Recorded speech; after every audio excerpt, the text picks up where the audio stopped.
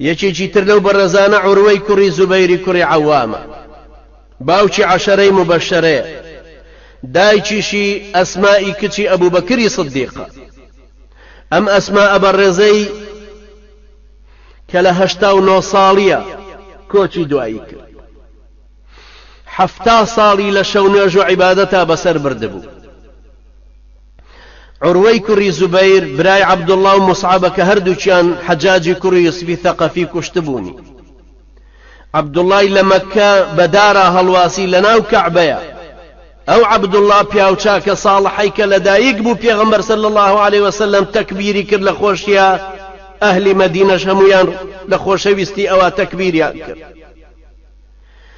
کەچی ئەم عەبدوڵڵا عەزیزە ئەم پیاوچاکە ساڵحەی کە ئەچووە سوجدە تەیرە هات بەسەر پشتیەوە ئەنیشتەوە لەبەرەوەی حەرەکەتی ناکرد بە نیو سەعات و سەعات و 2 سەعات.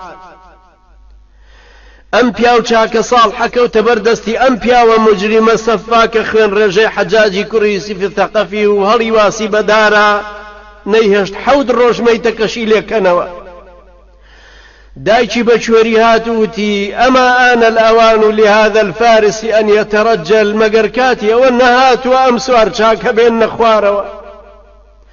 باوەشی کردبوو بە قاچیە. کوڕێکی تری ناوی عوروەیە. عوروەیەکێکە لە پیاوچاکانی تابعین کە حەدیثی ڕیوایەت کردو. عوروەی کوڕی زوبەیر جارێک کوڕە گەورەکەی بانگ کرد، بە دەنجەوە نەهات. دووەم جار کە بانگی کرد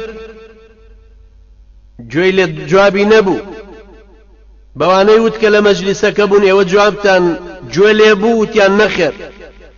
وتی بەخوا قەسەم باوەڕ ناکەم زیندوو مابێ، ئەمە یەکەم جارە لە ژیانما بانگی کەم و لێی بکەمەوە بە 2 جار.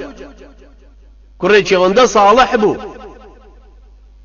سەیری کەن برانی بەڕێز، کوڕێک لە 17 ساڵی ئەوەندە پیاوچاک ئەوەندە ساڵح لە خزمەتی کەس و کار و دایک و باوکە، باوکێک ئەوەندە لێ ڕازی کە سەیریان کرد لە سەربان کەوتۆتە خوارەوە مردووە. ئەم میوانانەی کە هاتبووشن بۆ لای عوروەی کوڕی زوبەیر، هاتبوون بۆ لای لەبەرەوەی قاچی تووشی لاڕەشە بوو بڕی بوویانە، قاچی ڕاستی. پاشان عوروە فەرمووی تخوا کوڕەکەشم بۆ بشۆن و کفنیکەن و بیهێنە بەردەستم با لەگەڵ قاچی ڕاستما پێکەوە نوێژیان لەسەر کرد. ئەمە عوروەی کوڕی زوبەیر. ئەمە ئەو پیاوچاکەیە کە لە نوێژەکانیە ئەی فەرموو ڕەحەتی نەفسی خۆمم، ئاسوودەیی دەروونم لە نوێژەکانە دەسەکرد. هەروەکو پێغەمبەر عەلەیهی سەڵات وەسەلام ئەی فەرموو وەجوعیلەت قوڕەتو عەینی فی الصەلاة. ئەمی جوابوو. ئەم پیاوە چاوی لێبوو عوروە، چاوی لێبوو کابرایەک نوێژێکی کرد و زۆر بە سەریعی و پاڕایەوە و ڕۆیشت. بانگی کردەوە. وتی ئەرە کاکە برا، تۆ هیچ پێویستیەکەت بەخوای گەورە نییە؟ هەر ئەوەندەت پێویستی پێی بوو بەقەدەر ئەو 2-3 دوعایی کە پاڕایتەوە؟ وتی نەوەڵا زیاترم پێویست پێ. وتی دە زۆرتری لێ بپاڕێرە. وتی کاکە من لەخوا پاڕێمەوە هەرچی شتێکم پێویست بێ داوای لێکەم بەخوا قەسەم هەتا خوێی چێشتیشی لێ داواکە. ئەم پیاوچاکە عوروەی کوڕی زوبەیر برانی بەڕێز لە دایک و باوکێکی بەڕێز لە ئەسمائی کچی ئەبوبەکری سدیق لە زوبەیری کوڕی عەوام کە عەشەرەی مبەششەرەیە. ئەم پیاوچاکە ئاوا فەرمی ئەوەندە لە خوای گەورە پاڕێمەوە هەرچی شتێکم پێویست بێ هەر دوعاکەم هەرە پاڕێمەوە لێ پاڕێمەوە تا ئەم داتێ. ئەمە ئەو پیاوچاکانن بزانن برانی بەڕێزم چۆن زەخیرەی قیامەتیان خستووە، چۆن ڕوویان کردوتە خوای پەروەردگار.